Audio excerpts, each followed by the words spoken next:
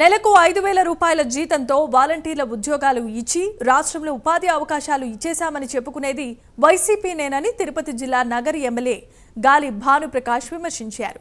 రానున్న 5 సంవత్సరాలలో పరిశ్రమల అభివృద్ధి, ఉద్యోగ అవకాశాల కల్పనలో రాష్ట్రం అభివృద్ధి పథంలో నడుస్తోందని ఎమ్మెల్యే అంటున్నారు. రాష్ట్రంలో ప్రజలు భయాందోళనలు లేకుండా స్వేచ్ఛగా ఉన్నారని అన్నారు.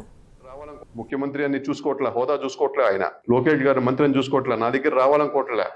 నేను మీ దగ్గరికి వస్తాం, మీకేం కావాలి, ఏం కావాలో మేము చేసి పెడతామని చెప్పేసి వాళ్ళకి రెడ్ కార్పెట్ వేసి మీరు వచ్చి మా స్టేట్లో ఇన్వెస్ట్మెంట్స్ పెట్టండి, ఉద్యోగ కల్పన చేయండి, మీకు ఏ రాయితీలు కావాలంటే కూడా ఇస్తాం అని చెప్పి పాజిటివ్ మైండ్ సెట్ తీసుకోవడానికి చేస్తున్నారు వాళ్ళు. ఇవన్నీ కూడా మన కోసం, మన రాష్ట్రం కోసం, మన అభివృద్ధి కోసం చేస్తున్న దానికి నిదర్శనం. ఇంకా ఉదాహరణ చెప్పాలంటే దరిదాపుల్లో నా చేతిలో లిస్ట్ ఉంది, 50 కంపెనీల లిస్ట్ ఉంది. అంటే టాటా కన్సల్టెన్సీ కానీ, లూలు గ్రూప్ కానీ, యూనిటీ మాల్ కానీ, గోద్రేజ్ కానీ, బీపీసీఎల్ 85,000 కోట్లు ఇన్వెస్ట్మెంట్.